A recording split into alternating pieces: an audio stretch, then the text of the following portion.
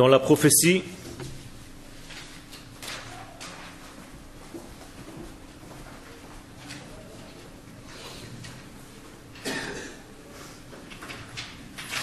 la Torah est comparée à l'eau.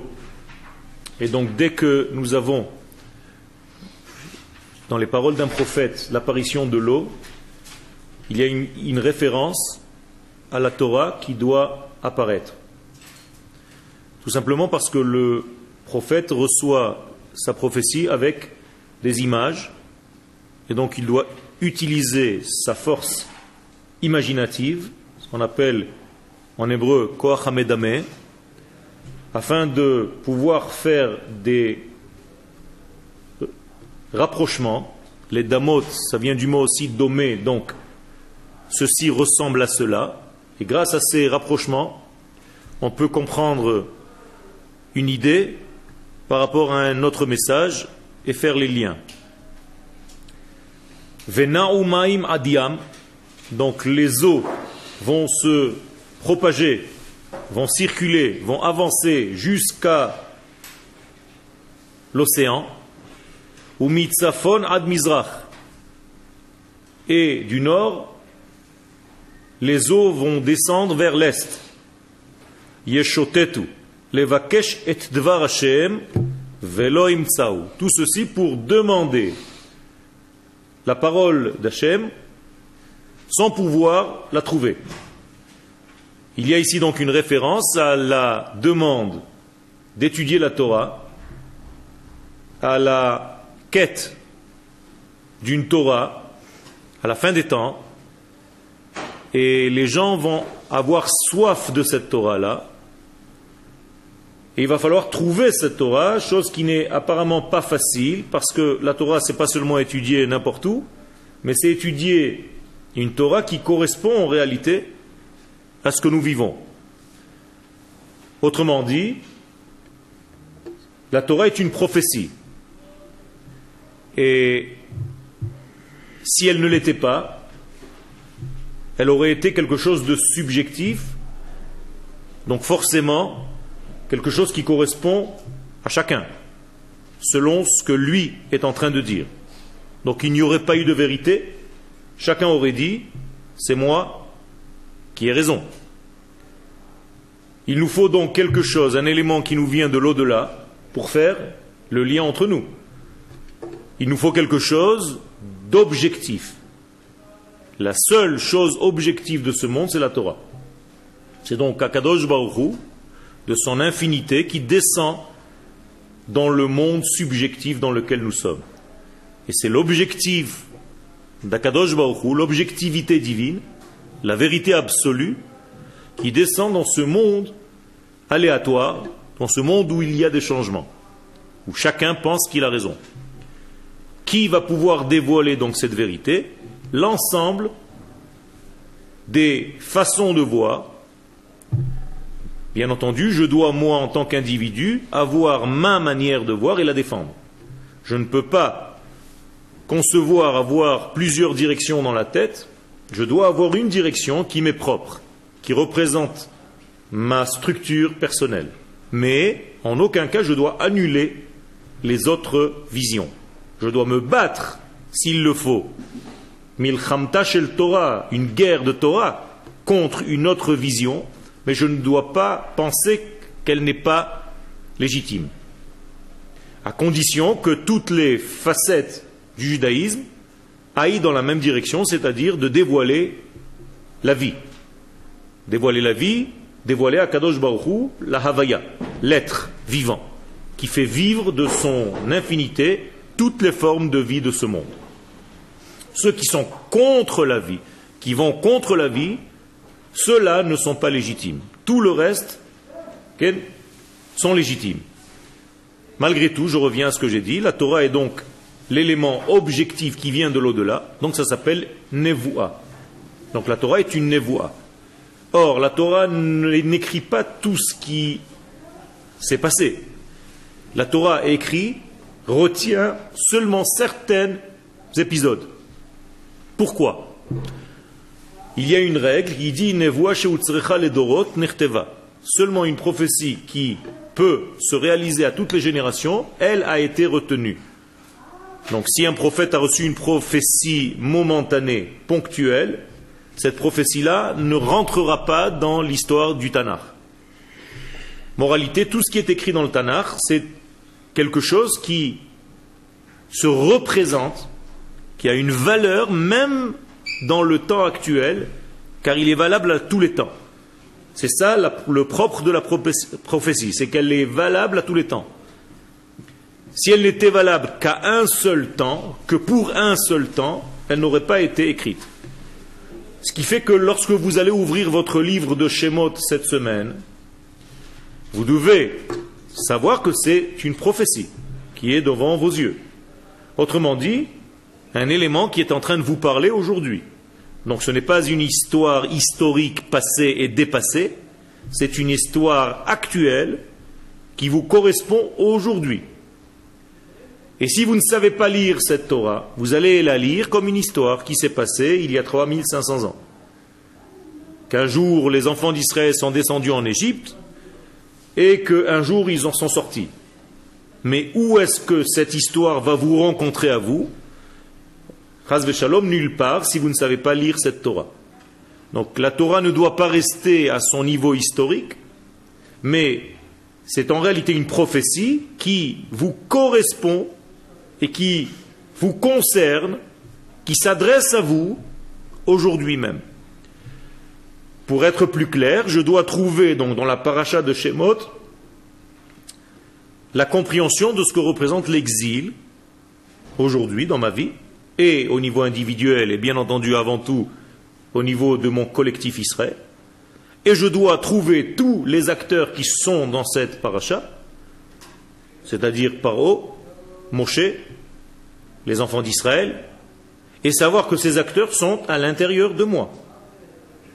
Si je n'ai pas compris où est le Paro qui est en moi, où est le Moshe qui est en moi, où sont les enfants d'Israël qui sont en moi, où se trouve l'Égypte dans ma vie, et où se trouve Akadosh Baruch Hu qui va rencontrer Moshe qui est en moi pour lui dire « Je te ferai sortir et je t'amènerai sur la terre », eh bien la Torah restera pour moi un livre d'histoire et je serai, chas v'shalom, rentré vide à la synagogue et je sortirai, chas v'shalom, vide. Comme dit Rabbi Shimon Bar Yochai alav shalom, la plupart des gens rentrent vides et sortent vides de la synagogue. Pourquoi? Parce qu'ils lisent la Torah comme une histoire du passé, qui ne comprennent pas que cette histoire est en train de leur parler au présent, aujourd'hui. Donc nous ne voulons pas faire cette erreur. Nous voulons appliquer la 4e question qu'on va nous poser jusqu'à 120 ans lorsqu'on sera présenté devant le tribunal céleste. Si Pita Lishwa, est-ce que tu as entrevu dans ta propre vie à toi toute l'histoire de la Torah et comment Akadosh Baruch Hu se dévoile au monde? Est-ce que tu as lu, autrement dit, la Torah comme un livre dépassé, historique, peut-être archaïque, ancien, qui n'est plus à l'ordre du jour? Ou est-ce que tu as compris la Torah à ton époque, selon les critères de ton époque? Il faut juste traduire les acteurs en éléments réels de ta vie d'aujourd'hui. Donc, où est le même acteur dans ma vie? Où se trouve aujourd'hui le paro dans ma vie? Et quels sont les dangers de l'apparition d'un tel paro dans mon être? Et comment je dois sortir de ce pharaonisme? Comment je dois sortir de cette Égypte grâce aux retrouvailles avec mon propre Moshe et ma propre identité? Comment je dois rentrer dans un degré d'exil éparpillé en 70 membres et sortir de cet exil en tant qu'une unité organique qui s'appelle la nation d'Israël. C'est-à-dire transformer mon éparpillement en unité. Comment est-ce que je peux jouer ce rôle dans ma propre vie? Comment je peux appliquer ce code cosmique que la Torah m'indique dans ma vie actuelle? Et Dvar Hashem, qu'est-ce que c'est que la parole de Dieu qu'on aura du mal à trouver? C'est halakha. Dvar Hashem zo halakha, c'est-à-dire comment véhiculer, vivre réellement les choses pratiquement dans ma vie de tous les jours. Halakha vient du mot lalechet, c'est-à-dire comment marcher dans les préceptes de Dieu. Où m'arrêter dans cette démarche? Je marche, mais où est-ce que la volonté d'Akadosh Baruch Hu s'arrête? Arrêter la démarche, ça s'appelle psak halakha. Comment je peux être posek halakha? Comment je peux être dans l'arrêt d'un certain mouvement de vie? Comment je vais faire en sorte de comprendre, dans le détail près, ce que l'infini béni soit-il a prévu que je vive dans un monde limité, mesuré? Comment est-ce possible que l'infini arrive dans le monde fini et que je décode tout cet infini dans une forme d'action qui s'appelle une mitzvah? Ce sont des choses qui sont extraordinairement difficiles et que les sages, avec leur grande sagesse, doivent arriver à stopper l'écoulement divin, entre guillemets, à un moment donné, pour me permettre à moi de vivre une certaine qualité de vie selon ce précepte précis qui s'appelle la halakha en question. Donc le psak halakha. Dvar Hashem ze haketz. Les chachamim nous disent donc ici une proposition de quelques directions. Que veut dire Dvar Hashem velo imtsao? On a du mal à trouver, on aura du mal à trouver Dvar Hashem. Donc la première proposition de nos sages, c'est Dvar Hashem, c'est halakha. On aura du mal à trouver le sens dans lequel développer notre vie au niveau ilchati. Deuxième proposition des sages, Dvar Hashem ze haketz. On aura du mal à comprendre tout ce qui concerne la fin des temps. Okay? Donc nous sommes dans cette époque-là. Les gens se posent des questions comment appliquer tel et tel halakha, puisque apparemment c'est très complexe. Et comment comprendre toute la notion de la fin des temps, du bout de la notion de temps. Ketz, katse, le coin du monde, le coin de la vie, le coin de l'histoire humaine. Où arrive le bout de l'histoire humaine? La pointe. Dvar Hashem, zone et voix. Troisième proposition. Slicha. Ketz. Ketz. Nachon. Ketz, katse, qui veut dire une pointe, comme un coin de table. Ktse hashulchan. Tout simplement parce que il n'y a pas de fin. La fin n'existe pas. Car ce qui se trouve devant nous, c'est l'infini. Donc à partir du moment où l'infini se trouve devant moi, il n'y a pas de fin. Il y a tout simplement, tous les jours, un travail de ma part de concevoir, d'accepter, d'intégrer un petit peu plus de l'infini qui se trouve face à moi, devant moi. C'est ça le secret. Je ne suis pas limité dans mon avancée. Je suis en réalité dans la perfectibilité, si je pouvais inventer un mot. Mais je ne serai jamais dans la perfection. Car la perfection, c'est Akadosh Baruch Hu lui-même. Et moi, je suis dans un processus qu'appelle le Rav Kook Behish Talmud, et non jamais Bashlemut. Donc en face de moi, face à moi, devant moi, j'ai l'infini. Donc j'essaye d'absorber des éléments, des tranches d'infini. Mais j'ai toujours l'infini devant moi. L'infini n'est pas limité. Donc je suis tout le temps Holech Vatov. Je vais en me bonifiant, en devenant de plus en plus divin dans ce monde, sans jamais y parvenir, totalement. Donc on ne va jamais vous poser la question pourquoi tu n'as pas réussi à faire telle et telle chose, mais plutôt pourquoi tu n'as pas essayé de le faire. Donc je suis là pour vous soulager. Vous ne serez jamais parfait, donc inutile d'être perfectionniste, mais il faut toujours aller vers la perfection, en sachant que vous allez être parfait. Donc ça vous rassure, ça vous soulage. Même si vous faites des choses imparfaites, c'est normal, vous êtes des hommes. Quelqu'un qui voudrait devenir parfait, c'est un petit peu de l'orgueil, ou beaucoup d'orgueil, c'est vouloir en fait être lui, béni soit-il. Or, je ne serai jamais lui, lui reste le créateur et moi le créé, donc je ne pourrai jamais devenir lui. Mais je dois tendre à me remplir de plus en plus, à me bonifier, à me compléter. Donc je suis dans un processus toute ma vie. Et même le messianisme est un processus. Donc si on vous a enseigné jusqu'à maintenant que le messianisme est une date, c'est un problème. Le messianisme est une graduation de dévoilement, et chaque instant qui passe, j'ai avalé un élément du messianisme d'Israël. Et je dois vivre chaque heure de ma vie avec cette vision-là, d'une heure que je viens d'avaler dans le processus messianique qui va et avance au fur et à mesure du temps qui passe. Donc si on vous pose la question, est-ce qu'il y a eu une Géoula l'heure passée, la réponse est oui. Il y a eu une Géoula correspondante à l'heure qui vient de passer. Donc l'heure qui vient de passer s'est remplie d'un pas de plus dans le processus global de la Géoula. Donc chaque instant de ma vie, c'est en réalité encore un pas dans ce processus. Ce qu'on appelle en hébreu Chevle Mashiach, les cordes messianiques, c'est-à-dire que je vais en tirant une corde, qui cette corde-là va jusqu'à l'infini, et moi à chaque fois je gagne 1 centimètre dans cette corde, je la tire vers moi, et donc j'ai gagné encore 20 cm, 30 cm de cette corde infinie, et tous les centimètres qui sont déjà dans mon domaine, ce sont déjà des acquisitions qui font partie du messianisme lui-même.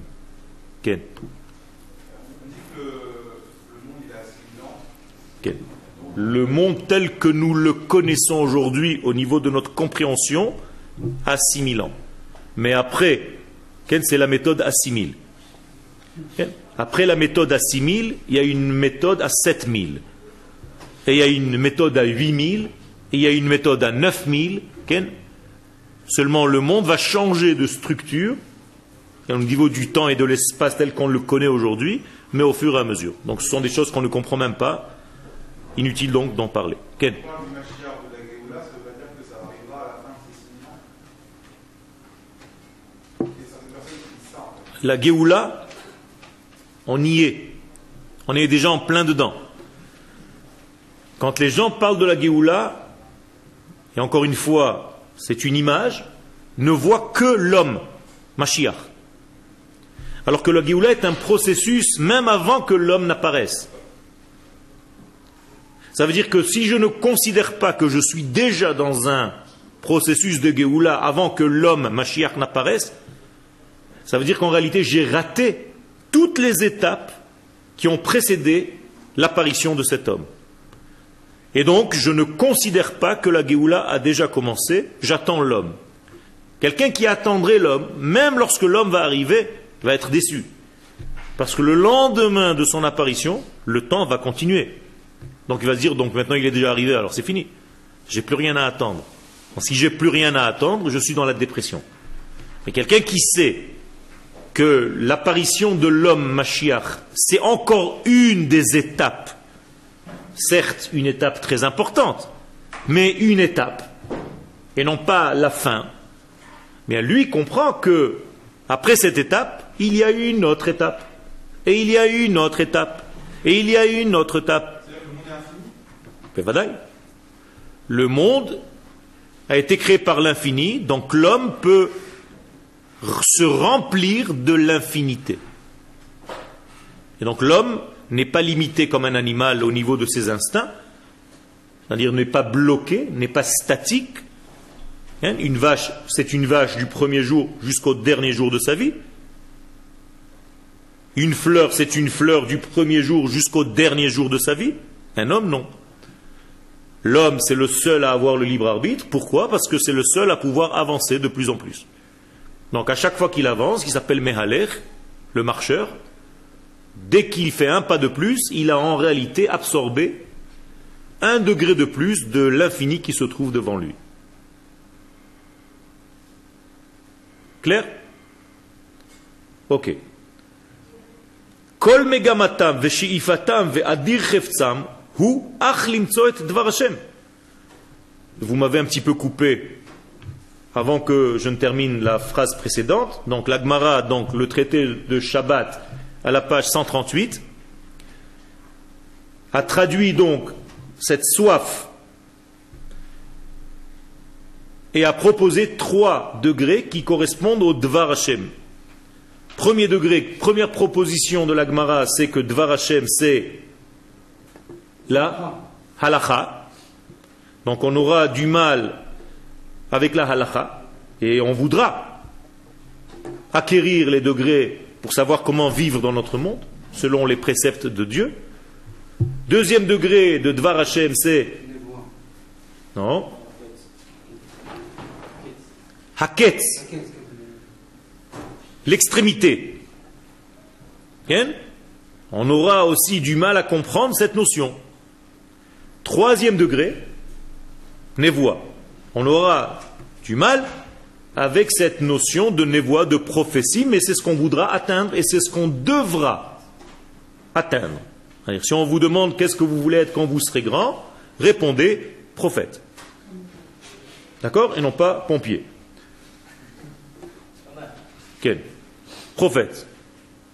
Kol megamatam ve'sheifatam ve'adir cheftzam. Donc tout notre but, le plus profond de notre désir, c'est de trouver en fait ce Dvar Hashem, ce qu'on a donc traduit par Dvar Hashem, donc Halacha, Ketz et Nevoa. D'accord? Eh bien, tout ceci, c'est ce que nous devons chercher à la fin des temps. Dvar Hashem zo halacha, שבכל ימי חייהם לכל זמניהם שבעתיהם ורגעיהם שעותיהם ודירגעיהם בכל מהלכי אורחותיהם ובכל מדרך כף רגליהם בכל שעל ושעל ובכל צעד וצעד יהיו כולם מוקפים מבית ומחוץ בהלכה של תורה.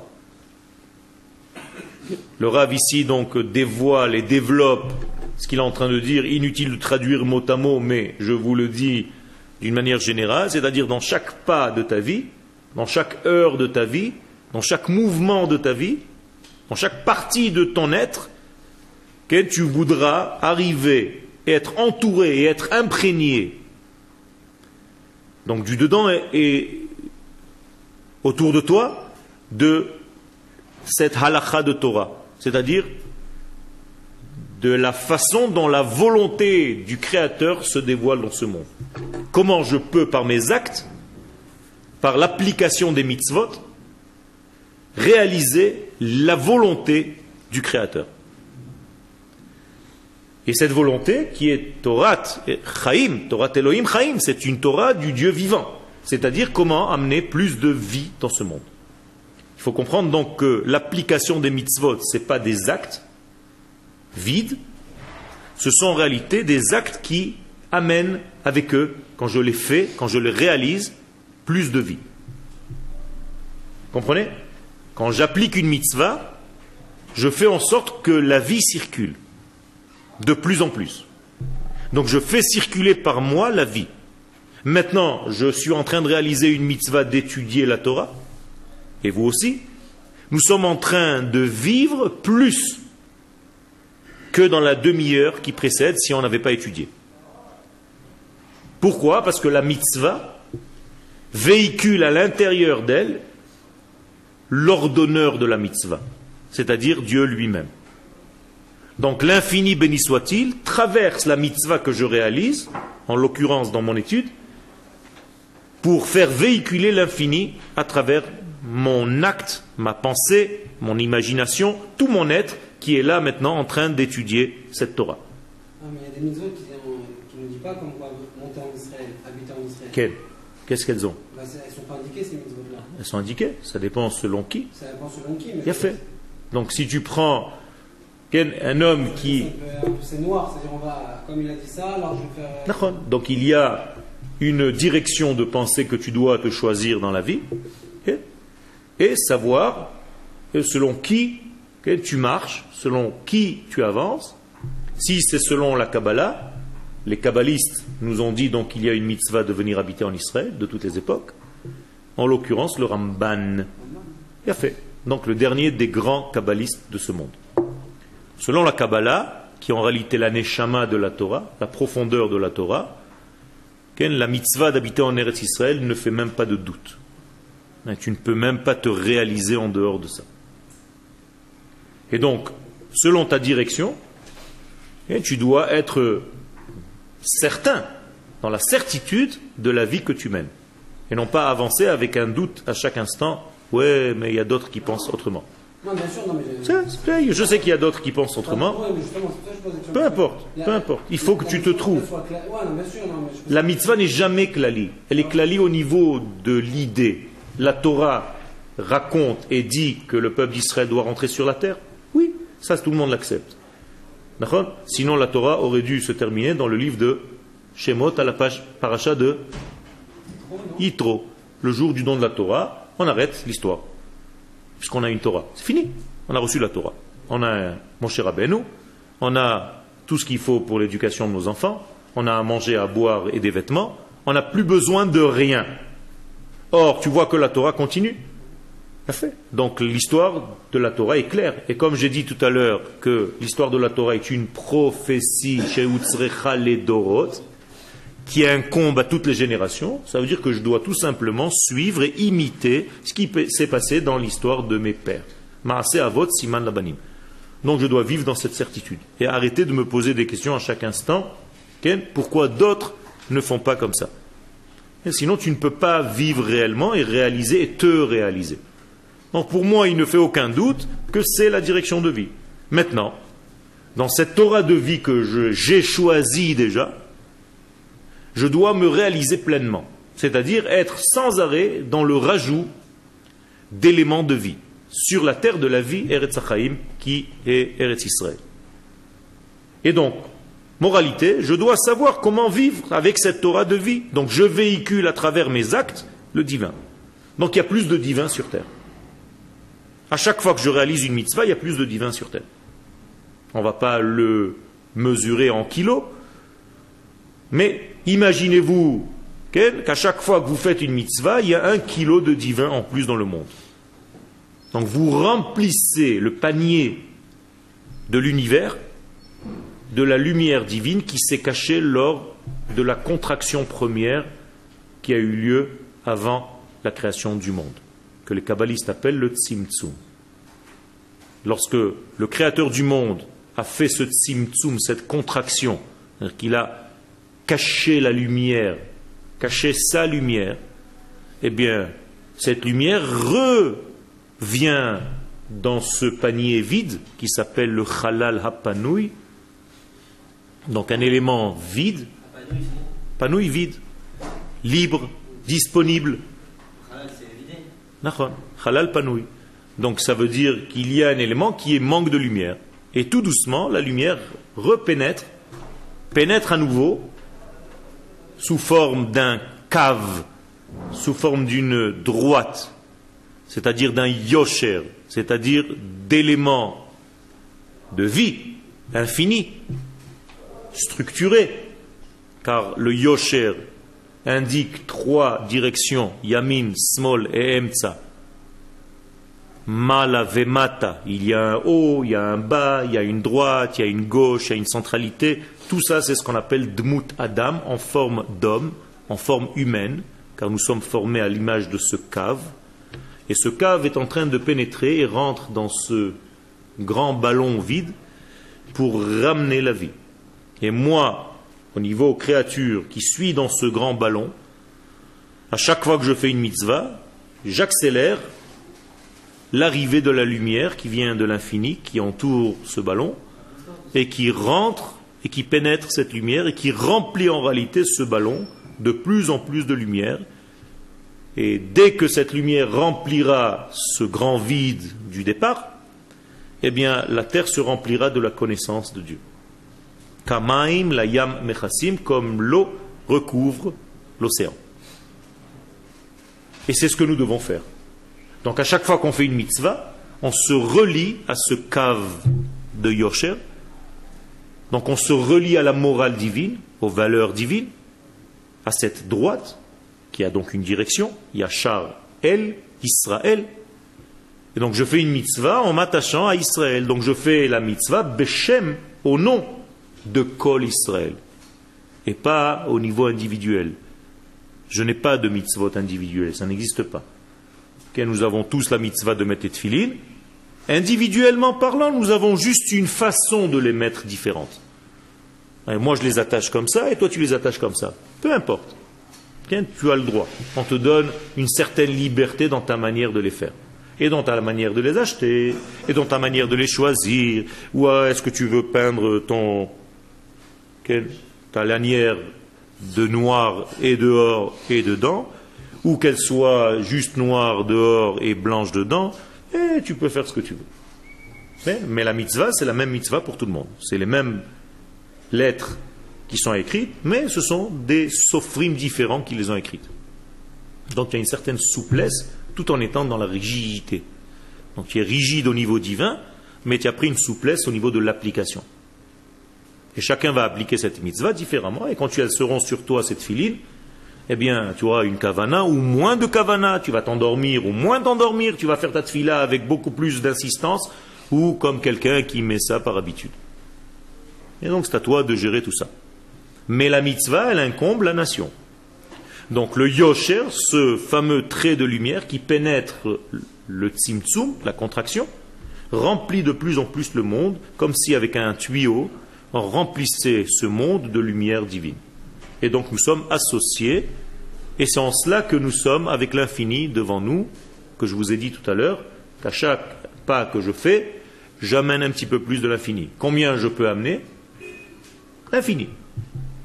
Donc j'avance vers l'infini, tout en sachant que ce n'est pas à moi de tout terminer, parce que je ne peux pas. Lo alecha hamelacha ligmor. Donc on ne te demande pas pourquoi tu n'as pas fait telle et telle chose, mais on va te demander pourquoi tu ne t'es pas efforcé de faire. D'accord? On ne vous demandera jamais de terminer quelque chose. Mais est-ce que tu es déjà dans le train? Est-ce que tu es rentré déjà dans le mouvement? Donc, c'est ce qu'on appelle Elohim Chaim. Ha'alacha, tihiye brura, bli shum sfekot. Donc, nos démarches, je vais traduire volontairement halacha comme démarche. Donc, j'ai choisi le mot halicha, et non pas ma manière d'appliquer les mitzvot. C'est la même racine.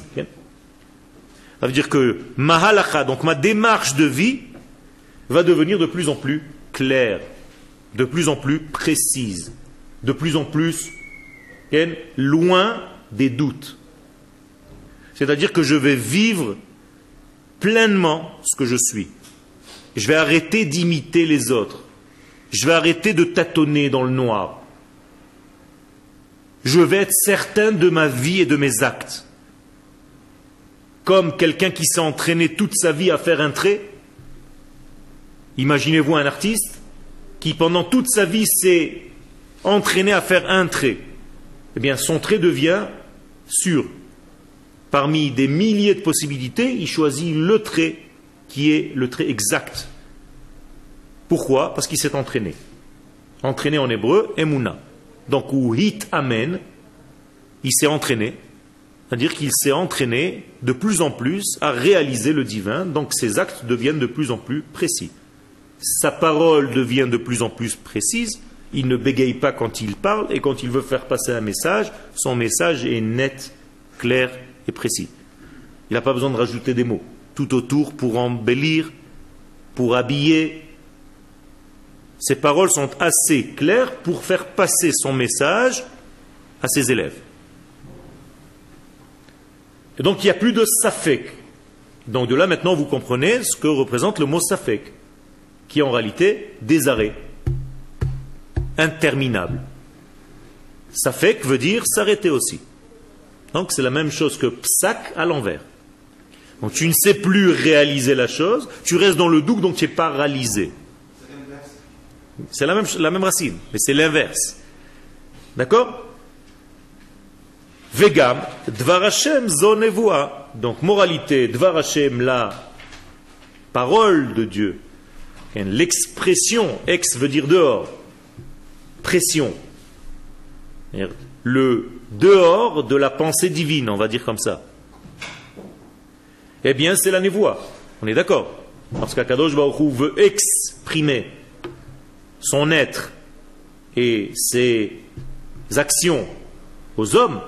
Il choisit un médium, un prophète, par lequel il va faire passer son message. Et il va lui venir en prophétie, ou dans un rêve, ou dans un autre style de prophétie, jusqu'à le sommet de la prophétie, c'est-à-dire Moshe Rabbeinu.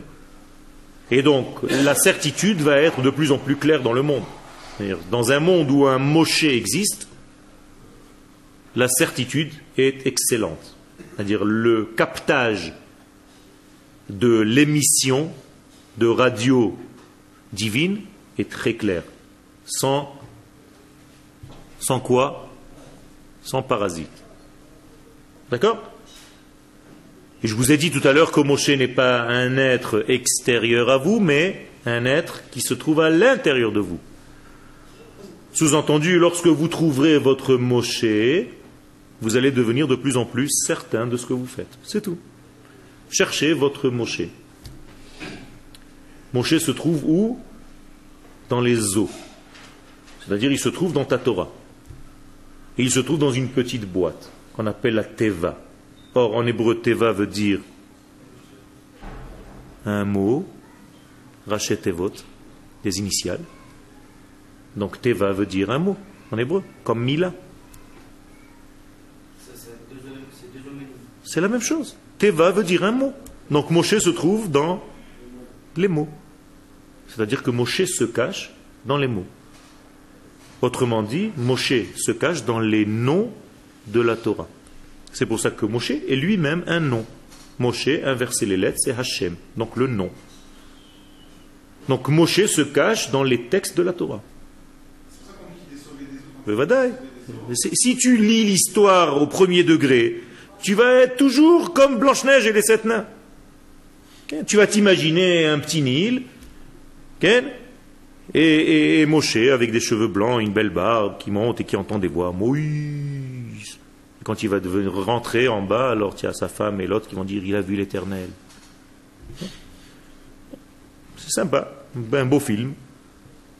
Mais la Torah, elle vient t'expliquer où, toi, aujourd'hui, tu dois trouver ton Moshe. Donc où est-ce que nous allons trouver nos Moshe? C'est ce qu'on est en train de faire maintenant, c'est-à-dire rentrer dans les mots, dans le secret des mots. Donc lorsque tu trouves Hachem, tu trouves Moshe. Il a été sauvé des eaux. Donc tu l'as libéré de l'eau dans laquelle il était coincé. C'est-à-dire que tu libères Moshe de ton propre texte que tu es en train d'étudier dans la Gemara, dans la Mishnah ou dans le Zohar. Et donc tu deviens de plus en plus clair dans ta manière de véhiculer le divin à travers toi. On est d'accord? Puisque Moshe, c'est le prophète par excellence. Donc c'est le prophète parfait, donc c'est celui qui véhicule la parole de Dieu d'une manière parfaite. Or, ce même Moshe, pour répondre un petit peu à ta question de tout à l'heure, nous dit clairement dans le livre de Dvarim, Rav lachem shevet baharazeh. Ça suffit de rester en exil. Pnu us'u lachem. Et si ce n'est pas assez clair, Akadosh Baruch Hu intervient durant l'histoire aux sages d'Israël pour leur dire que le moment est arrivé de rentrer à la maison. En l'occurrence, dans le groupement de tous les grands d'Israël, il y a 450 ans de là, pendant la nuit de Shavuot, où Rabbi Yosef Karo est installé avec tous les grands de la génération, et à côté de lui se trouve le Shlah HaKadosh, qui sont des summums, des sommets du judaïsme, et la voix de Dieu, de la Shrina, rentre dans la gorge et parle à travers lui, à toute l'assemblée qui se trouve. Donc l'assemblée s'évanouit de peur, et la voix leur dit, demain, je veux que vous me rameniez des élèves.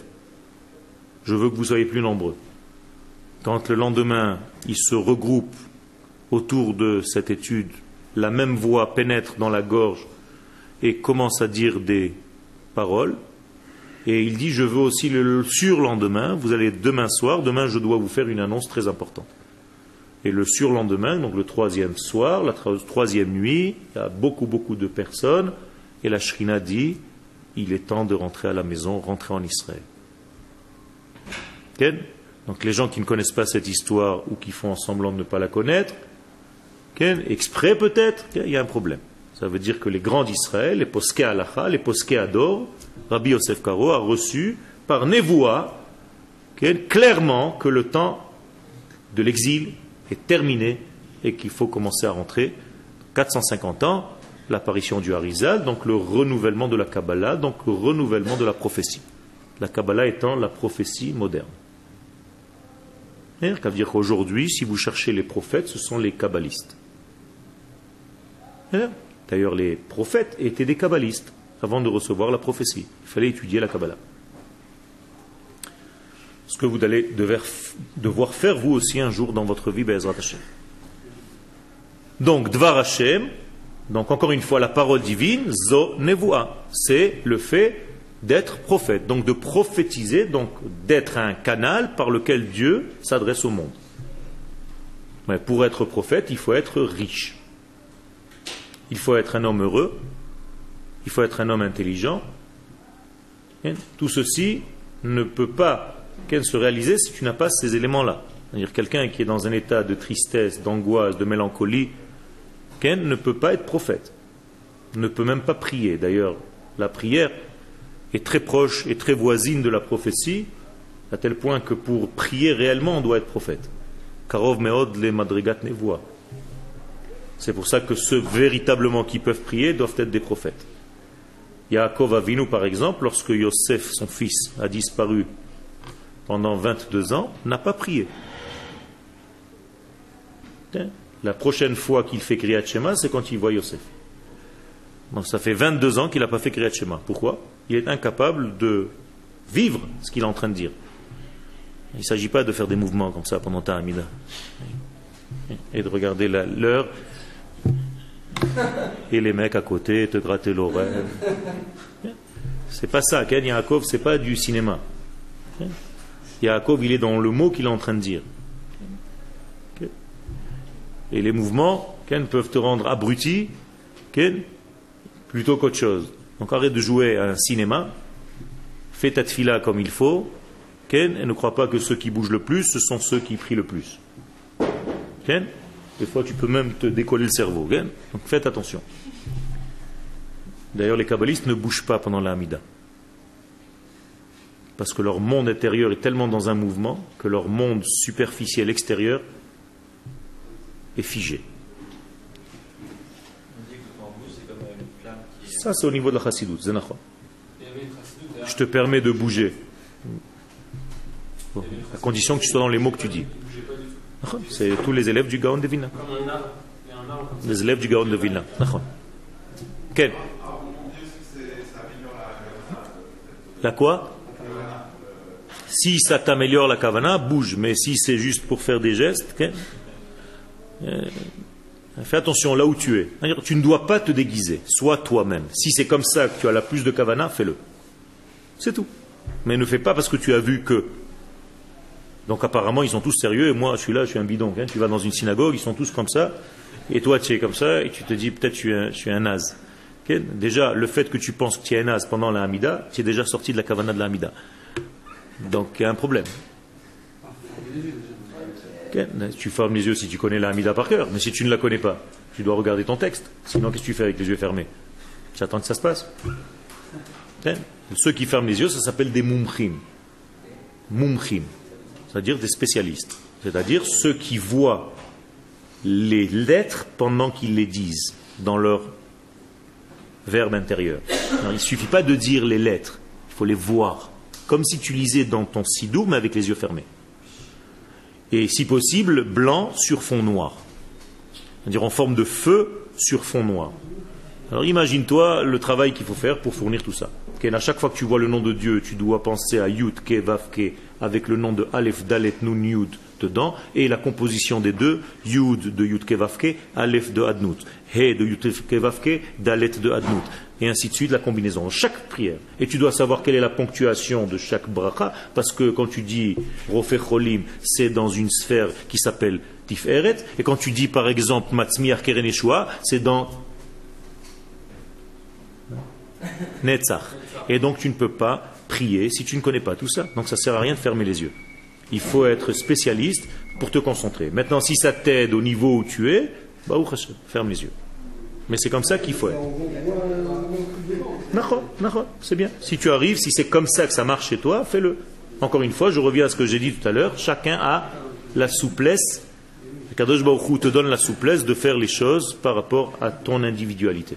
Si c'est comme ça que tu vis, si c'est comme ça que tu vibres, alors continue à vibrer. Là, c'est normalement chacun devrait fermer les yeux, parce que c'est simple, quand quelqu'un a les yeux ouverts, à part s'il va être concentré, mais les yeux ouverts, il commence à regarder à droite, à gauche, tout ça. Il y a toujours après ça facilité. Non, sache qu'il y a des gens qui dorment avec les yeux ouverts et qui rêvent avec les yeux ouverts. Ce sont des hommes qui ont des neshamot d'un autre degré. Donc il y a des gens qui regardent avec les yeux, mais qui ne voient pas ce qu'il y a dehors. C'est pas évident. Ce sont encore des degrés. Il y a beaucoup de choses. Il y a à boire et à manger. Tout existe. Maintenant, soyez vous-même et réalisez-vous vous-même avec vos capacités et ce qui vous fait vibrer. Si c'est ce qui te fait vibrer, fais-le. Au contraire, tu dois le faire. C'est comme le fait, j'en suis sûr. C'est là, bien fait. Donc tu dois devenir certain dans la vadaout, dans la certitude de ce que tu fais. C'est comme ça qu'il faut avancer dans le judaïsme. Jusqu'au moment où ta shita, ta manière d'appréhender Akadosh Baruch Hu dans ce monde, elle est tellement claire qu'il n'y a plus rien qui te déstabilise. Chacun va venir, tu dis ouais, j'ai lu Ali. Je pensais comme ça, le truc c'est qu'on sait qu'il y a des personnes qui sont beaucoup plus, on va dire, instruits, qui comprennent. Parce que nous, c'est sûr, cette personne-là et moi, cette personne, on regarde la Torah. Maintenant, je sais que la façon dont une personne la regarde, je sais qu'elle est déjà beaucoup plus construite, beaucoup plus instruite. Tu es sûr que c'est dans l'instruction et dans la... Non, justement, c'est plus dans l'instruction, mais ça veut dire c'est dans le vécu. Elle est ce qu'elle étudie. Je dois devenir mon étude. Je deviens mon étude. C'est pas une information, l'étude. Il y a des personnes on va dire que je sais qu'ils ont vécu. C'est bien fait. C'est pour ça que je te dis, c'est légitime. Je dois discuter avec ces personnes-là en acceptant leur vision des choses. Déjà discuter, c'est déjà très dur. Déjà, ils sont, on va dire, inapprochables. Tu peux toujours approcher quelqu'un. Et après, on va dire, quand ils parlent, généralement, c'est quand ils mettent des opinions, forcément, c'est la chose. C'est le chachouv. Tu essaies de mettre en face des références. Il faut une intelligence. C'est comme un commando. C'est impossible de rentrer dans ce terrain. Eh bien, moi, je t'amène des commandos. 1, 2, 3, je t'embrouille, ils sont déjà dedans.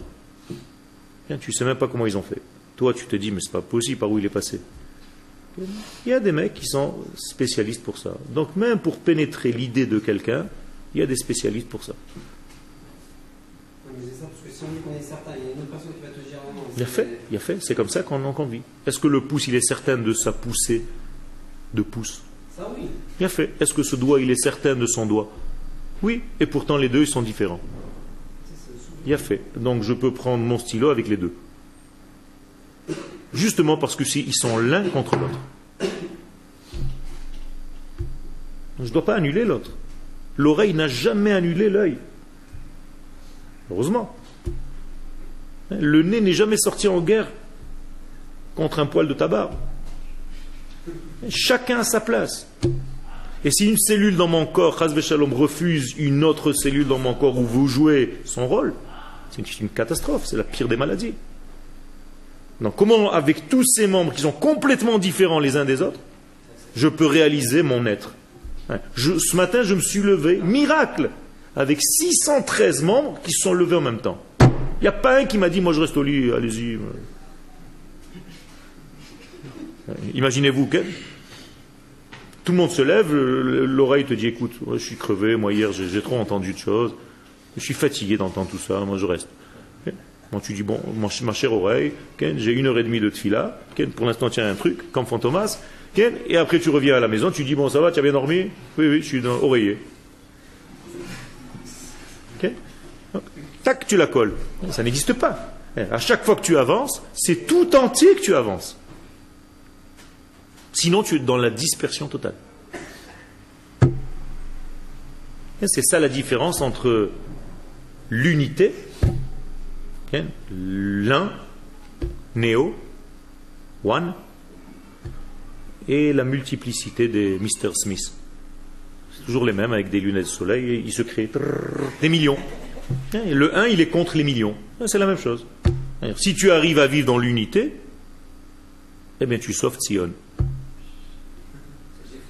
C'est tout. Vous avez compris? Donc tu retrouves la matrice. Tov, juste au moment où on te met les tefilines de la tête, c'est là où on te rentre le jack. Le trou, il est là. On le fait tous les jours. Donc ne t'inquiète pas, même ceux qui ne vont pas à la yeshiva, ils étudient d'une autre manière. Donc, la Torah est en train de rentrer de partout. C'est pour te prouver qu'on peut accéder là où toi tu crois que c'est impossible. C'est-à-dire, il y a parfois un élève que je ne pourrais pas l'avoir ici à la yeshiva, donc je vais l'inviter à voir un film. Et le film va lui donner une certaine ouverture, et là-bas, comme ça ne parle pas de Torah, apparemment, il ne se sent pas menacé. Il me dit, oh là là, quel kiff, c'est un monde parallèle. Tu dis, oui, ça s'appelle Olam Haba, c'est le monde parallèle. Là-bas, le temps n'existe pas, donc tu peux apprendre plein de choses. On n'a rien de temps ici, le temps ne passe pas, là-bas, le temps. Il commence à comprendre des notions qu'il était impossible de comprendre il y a 200 ans. Et aujourd'hui, on peut les comprendre. Extraordinaire. Un portable. Skype. Extraordinaire. Tu te balades, tu parles à un autre, il a 5000 km. C'est de la sorcellerie. Si ton arrière-grand-mère, elle se lève, elle te gifle. Et tu es un sorcier. Tu es devenu sorcier, mon fils. Il joue avec les choses de Dieu. Eh bien, ça existe. Ça veut dire que la technologie aujourd'hui nous permet de comprendre des notions de Torah. C'est pour ça que nous sommes très proches de la réalisation, en fait, divine sur Terre. C'est-à-dire que la science est arrivée très très loin. Et c'est en même temps que la Torah. Donc on peut aujourd'hui, c'est dangereux pour l'instant au niveau de la science parce qu'on enseigne ça à n'importe qui. Donc un terroriste peut rentrer à l'université sans aucun problème. Et on peut lui enseigner la chimie et l'électricité et la science mathématique et dans tous les degrés. Et il sort de là-bas avec un certificat de fabricant de bombes. L'ingénieur. Parce qu'il n'y a pas de critères de sélection à l'entrée de l'université. Dans la Torah, c'est interdit. On n'a pas le droit d'enseigner la Torah à un élève qui n'est pas hagoun. C'est-à-dire, si je décèle chez l'un de vous quelque chose de pas bon, je dois aller voir le Rav Partouche et la personne en question et lui dire, écoute, tu ne peux pas rentrer dans mon cours. Je ne veux pas que tu viennes dans mon cours. Parce que c'est dangereux pour toi. C'est pas bien que tu viennes. Il faut que tu arranges certaines données de ta vie pour arriver à ce cours-là. Si par mégarde il est rentré dans ce cours et que ce cours ne lui correspond pas, alors il y a un système divin qui endort la personne en question. Donc il va faire comme ça. Pendant le cours, tu vas le voir tomber. Et en réalité, c'est un système divin qui lui dit, dors, bébé, dors, l'enfant d'eau. Tu te reviendras bientôt, tu dormiras, machin, c'est pas pour toi pour l'instant. Donc Akadosh Baruch Hu te fait un court-circuit au niveau du cerveau pour te court-circuiter pendant ce cours-là. Donc toi, tu as l'impression que tu es fatigué, mais tu n'es pas fatigué. Tout simplement qu'Akadosh Baruch Hu te protège de cette lumière qui est trop forte pour tes ustensiles. Pour ne pas que tu exploses. Ken? Hagoul? Hagoun, Hagoun. Hagoun, ça veut dire correct. Correct, ça veut dire qu'il a des bonnes midotes. Ça veut dire qu'il comprend que le peuple d'Israël est une nation, que je dois protéger ma nation, qu'il y a des idées de base qui sont claires chez lui, que je dois me battre s'il le faut pour protéger mon peuple, ma terre, et ainsi de suite. Celui qui te dit, moi j'en ai rien à faire du peuple d'Israël, moi l'essentiel c'est que j'étudie la Torah, arrêtez de m'embrouiller avec tout Voïnianim, celui-ci il faut le jeter de la yeshiva. Et lui dire d'aller étudier le moussar à l'extérieur, et après de revenir. Gentiment, Si. Il faut savoir aussi, ça aussi, comment le dire. Ça aussi, il faut savoir. C'est-à-dire, toi, si tu peux à l'extérieur l'attraper, dans un autre contexte, eh bien, tu peux faire un travail avec lui autre que celui de l'étude pendant la yeshiva. Toda Rabba.